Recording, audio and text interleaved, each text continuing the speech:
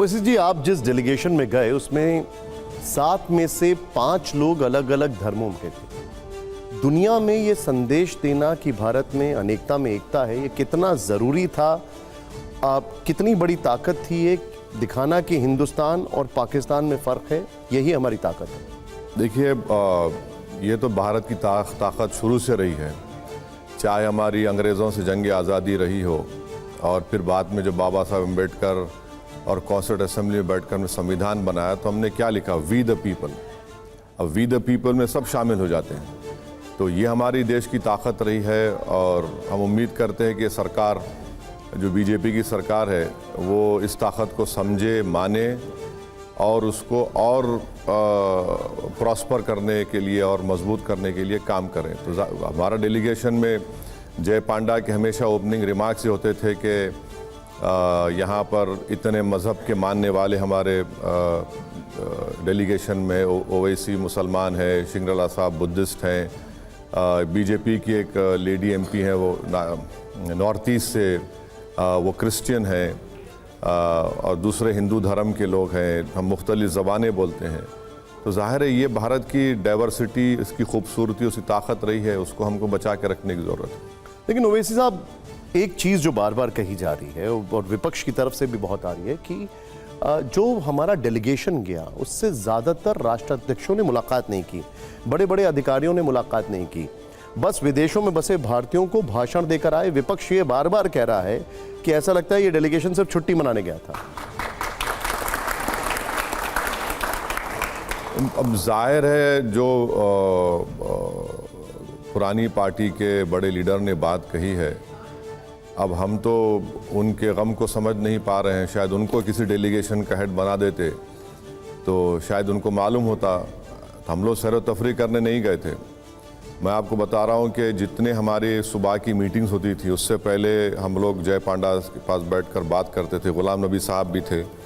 फिर मीटिंग जिससे होती थी उसके बाद फिर हम लोग असेस करते थे कि हमने क्या कहा, फिर दूसरी मीटिंग के बारे में कौन क्या किस तरह से अपने भारत के व्यू पॉइंट को रखेगा। तो ये तो आसान काम नहीं था। मुझे नहीं मालूम कि लोग अगर समझ रहे हैं कि सैर व तफरीह के लिए गए, सैर व तफरीह के लिए तो नहीं गए थे।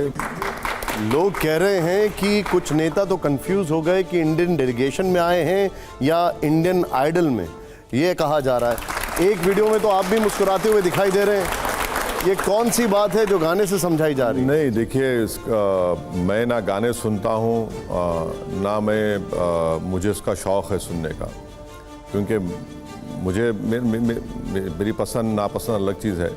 मगर उस मीटिंग में, उस डिनर की मीटिंग में हमारे मोहतरमा रेखा शर्मा साहिबा मेरे बाजू बैठी थी।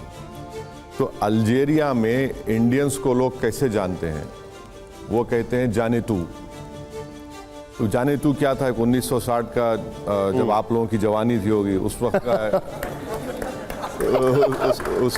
का उस वक्त का एक पिक्चर था, वो बहुत मशहूर हुआ। अगर आप किसी अल्जीरिया की मार्केट में कोई इंडियंस चले गया तो देख के गाने गाता, वो सिर्फ उसके लिरिक्स गाता। तो वहाँ पर जो स्टैंडिंग कमेटी के जो चेयरमैन थे, फॉरेन अफेयर्स की जो पावरफुल कमेटी है, उन्होंने उस बात को दोहराया। तो इम्प्रॉम्प्टू रेखा शर्मा ने कहा कि मुझे उसके चंद लिरिक्स याद है और उन्हें पढ़ दिए।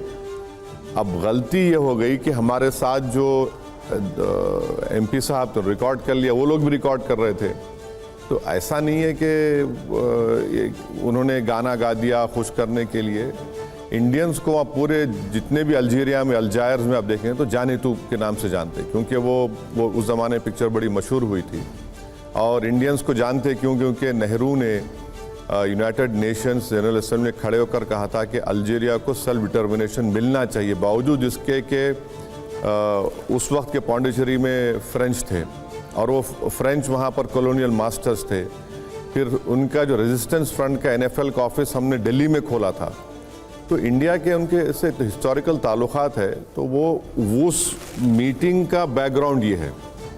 अंडरस्टूड। लेकिन ओवैसी जी, एक सेंसिटिविटी की अगर बात की जाए, पहलगाम के जो पीड़ित हैं उनका दर्द और उसके बाद नहीं देखिए, नहीं देखिए, लेकिन यहाँ पर गाना गाने की जरूरत थी? नहीं देखिए, आप वहाँ पर बैठे हुए हैं। आप कल अल्जीरिया 2026 में यूनाइटेड नेशन सिक्योरिटी काउंसिल का नॉन परमानेंट मेंबर बनेगा और आपको उनसे ताल्लुकात अच्छे रखने की ज़रूरत है।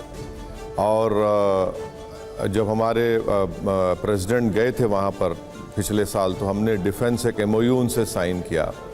हमने अल्जीरिया के हमारे स्पेस सेंटर ने अल्जीरिया के 4 सैटेलाइट्स लॉन्च किए, माइक्रो और मैक्रो, और काफ़ी हम वहाँ से फॉस्फेट लेते अपने फर्टिलाइजर्स के लिए। तो एक उन्होंने उसको कर दिया सा, उसमें ये इसको उस लेवल पे लेके मत जाइए कि हम लोग, हमारा पूरा डिस्कशन पहलगाम में जो हत्या थी उसी पर था। तो मैं नहीं समझता कि हम में इतनी माने इतनी कमजोरी होगी कि हम पहलगाम को भूलकर गाने गाना शुरू कर दें।